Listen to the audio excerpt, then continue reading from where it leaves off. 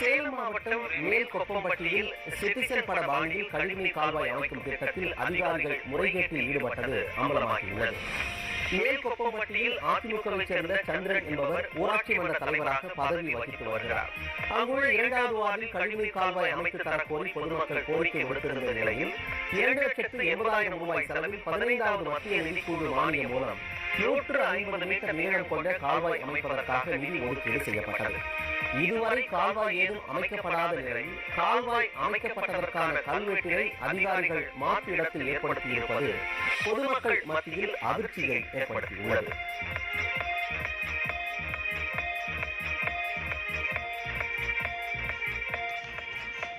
3 கிலோமீட்டருக்கு முன்னாடி ஏற்கனவே போடப்பட்ட கழிவுநீர் கால்வாய் மேல் கொண்டு போய் கல்வெட்டு வச்சு 2,80,000 ரூபாய் கையாடல் பண்ணிருக்காங்க.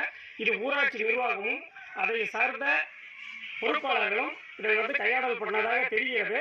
இதை அந்த துறையை சார்ந்த அதிகாரிகள் தனி கவனமிட்டு முறையாக எங்கள் கொப்பம்பட்டி ஊராட்சியில் மேல்கொப்பம் குக்கிராமத்துக்கு கழிவுநீர் கால்வாய் அமைக்கணும்.